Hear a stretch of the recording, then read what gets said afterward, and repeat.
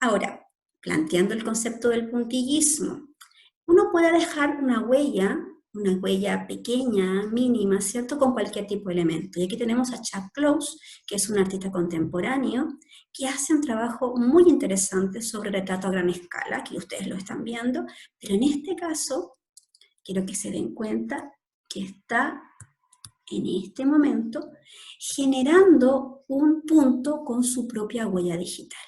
¿Ya? Vamos a ver el detalle. Fíjense cuál es el resultado.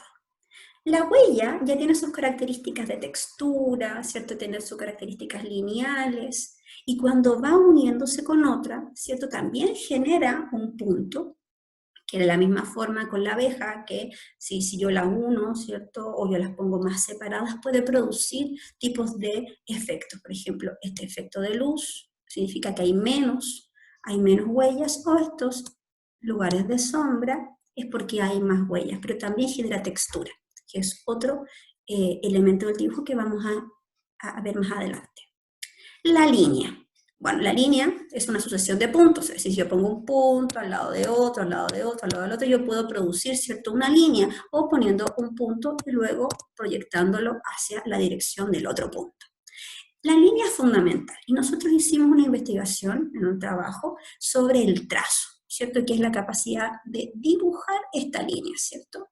Yo las puedo ir uniendo para generar distintos tipos de efectos, ¿cierto? Yo puedo hacer achurados, puedo hacer texturas, entre otras cosas. Y la línea tiene muchas posibilidades, pueden ser rectas, curvas, quebradas, ¿cierto? También pueden ser mixtas, es decir, yo puedo unir un tipo de línea con otra y puedo producir distintos tipos de efectos y de resultados. Por ejemplo, esto, que tenemos dos artistas de momentos distintos de la historia del arte.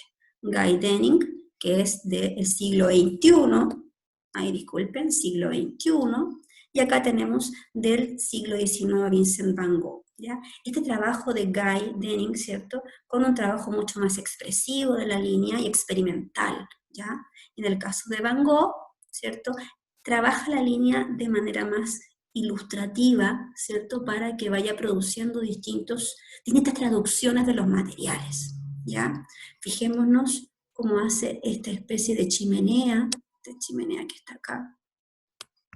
Vamos a marcar esta chimenea, que la hace con pequeñas líneas y mucho más finas que lo que haría en el caso del follaje de los árboles, ¿cierto? O de las ramas que hay a los costados, ¿cierto? Cuando hace trabajos, o sea, cuando representa imágenes que son más sólidas, fíjense que trabaja con la vertical y la horizontal, con líneas rectas, pero cuando trabajas con elementos orgánicos o con formas mucho más naturales, trabajas, ¿cierto?, con una línea más curva y mucho más expresiva, mucho más suelta.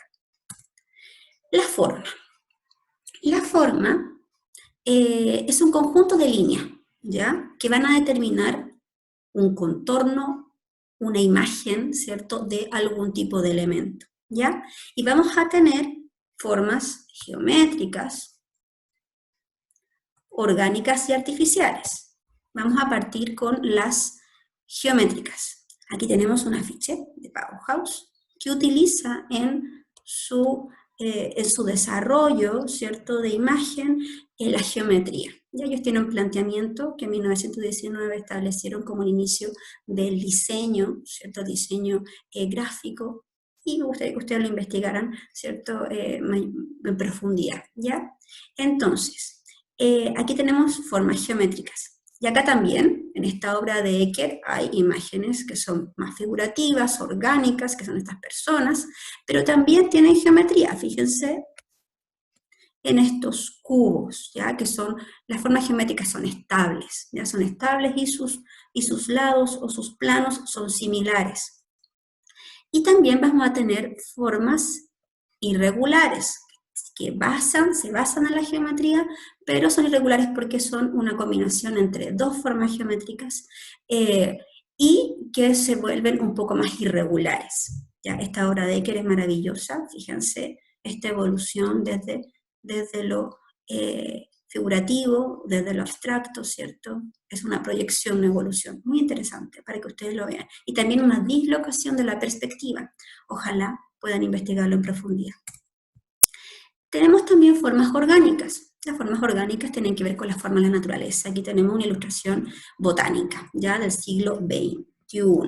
Ya no el siglo XX, me quedé pegada en el siglo XX, siglo XXI. Yo soy del siglo XX, ya nací en el siglo XX. Y también tenemos trabajos con obras, con imágenes, ¿cierto? Con formas artificiales. Esta es una imagen de Chirico, es un dibujo de Chirico, que mayoritariamente tiene imágenes creadas por el hombre, construidas por el ser humano, ¿cierto? Que son estas especies de máquinas. Esta obra se llama Los Matemáticos. Los Matemáticos. Vamos a sacar esto que se me... Aquí. Los Matemáticos. Ya, para que puedan investigarla. Aquí tenemos una figura orgánica, una forma orgánica, por acá también, que es el pie, y también el tronco de una mujer, pero generalmente todo lo otro es creado por el ser humano, ¿ya? La textura. La textura es el aspecto externo de los objetos, de las formas, ¿cierto?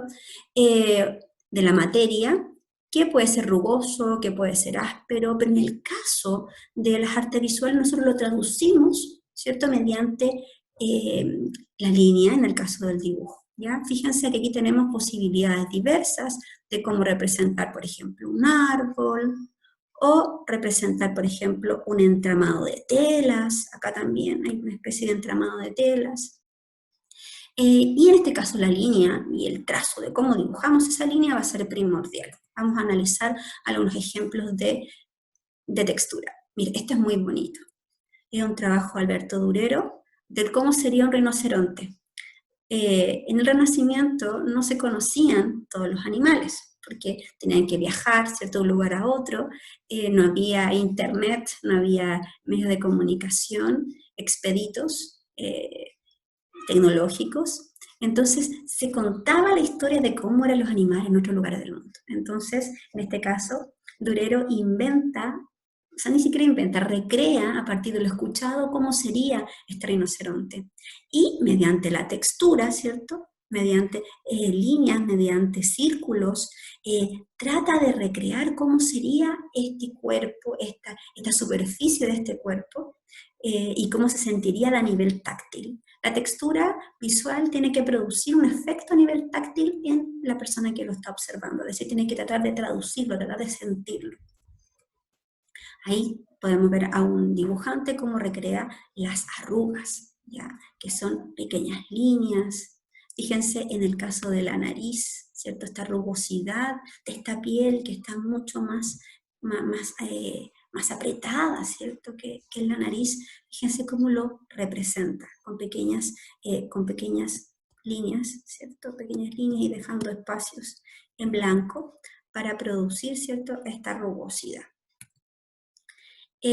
También podemos ver aquí algunos ejemplos de cómo se representaría la textura, por ejemplo, la textura del pasto, fíjense con líneas mucho más sueltas, distinto al pasto, que son pequeñas líneas dejando espacios de luz, distinto a hacerlo en la piedra, ¿cierto?, que son líneas más largas, pero también más finas.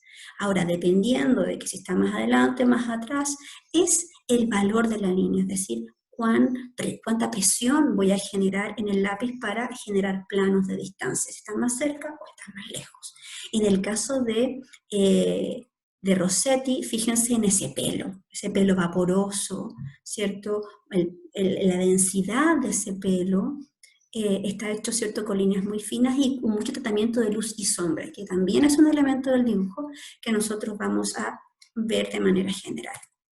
Miren, justo luz y sombra, fíjense que todos los elementos se relacionan, no podemos hablar uno sin apelar al otro. Las luces y las sombras tienen que ver, ¿cierto?, cómo la luz incide en los objetos para determinar su forma, su volumen, su textura, su color y su ubicación en el espacio. Aquí es súper importante los siguientes aspectos. El artista, cuando va a dibujar, tiene que determinar cuál va a ser su fuente lumínica. ¿Qué es una fuente lumínica? De donde nace la luz, que puede ser natural o artificial. Acá tenemos dos ejemplos de Edward Hopper, que es un artista del siglo XX, esta vez no me equivoqué, siglo XX. Y aquí tenemos, por una parte, un trabajo con luz natural y otra con luz artificial. Ya a él le gustaba mucho trabajar con esas diferencias, tanto el dibujo como la pintura y como con el grabado también. En este caso son dos grabados. Y tenemos que esta luz natural genera menos escalas de grises, ¿cierto?, que la luz artificial, ¿cierto? Acá tenemos contraste. Contraste cuando yo paso directamente de la luz a la sombra. Se puede plantear también dentro del lenguaje de la pintura, dentro del dibujo, como una pantalla. También se llama pantalla. Cuando yo paso de la luz a la sombra radicalmente, que no hay un intervalo, no hay un pasaje. ¿Qué es un pasaje? Cuando paso de la luz a la sombra o viceversa de manera gradual, ¿cierto? Por ejemplo, por acá, de manera gradual.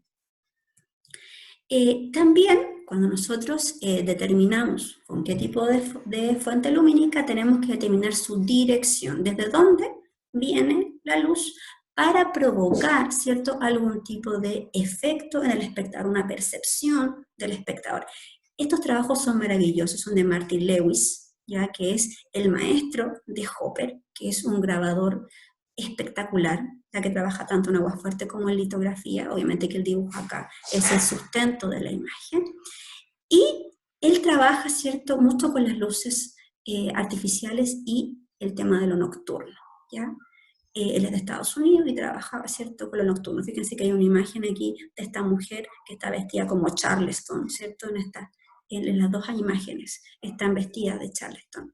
Y aquí tenemos una luz frontal, ¿cierto? Esta imagen está iluminada frontalmente, incluso hasta un poquito del costado, porque aquí tenemos una proyección de la sombra, ¿cierto?, hacia el costado, pero una luz artificial casi frontal, ¿ya?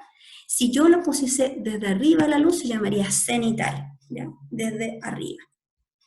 Y en el caso de acá, en el caso del trabajo de la derecha, tenemos la contraluz, que está a contraluz. Es decir, la luz está atrás de la figura o la forma o el elemento que estoy representando. ¿Y qué pasa con eso? Yo, como tengo la sombra en primer plano, yo borro la identidad de los personajes en este caso, ¿ya? Ahora, tenemos la sombra. Fíjense que la sombra está muy relacionada con la luz porque son los opuestos y deben ser trabajados de manera simultánea. En el caso de la sombra, nosotros tenemos que generar sensaciones mediante el achurado y la valorización de la línea para producir un volumen, ¿ya? Para que dar la idea de volumen, también de atmósfera, ¿ya?, en un trabajo de arte. Fíjense en esta representación geométrica, ¿cierto? Cuando uno empieza a estudiar dibujo, trabaja mucho con estos modelos, ya con esferas, con cilindros, y vamos a tener que hay distintos tipos de sombras que están determinadas por la luz. Eso es súper importante. Por ejemplo, tenemos una imagen, una sombra proyectada. La sombra proyectada sería, por ejemplo, en este caso. Tenemos esta forma que tiene su volumen, ¿cierto?, que ocupa un espacio, que va a proyectar su sombra ya de esta forma, la va a proyectar en la superficie, en este caso puede ser de la mesa. La sombra proyectada, disculpe, la sombra reflejada, sería cuando están en relación a otro elemento, y refleja la sombra de este otro elemento en su propio cuerpo. Por ejemplo, como esa esfera refleja la sombra en este cubo. Y luego tenemos la sombra propia, por ejemplo acá, que es la sombra del objeto en sí mismo, en contraposición con la luz. Acá tenemos algunos ejemplos de sombra, ustedes pueden encontrar muchos más. Entonces aquí tendríamos sombra propia, acá abajo también sombra propia, acá estaría la sombra proyectada, que yo genero estas sombras que están acá. ¿Ya? Y también fíjense lo interesante de este trabajo de Odilon Redon, que ojalá puedan investigar, es esta atmósfera, también en este caso, esta atmósfera de penumbra que es establecida por esta contraposición de estos dos elementos.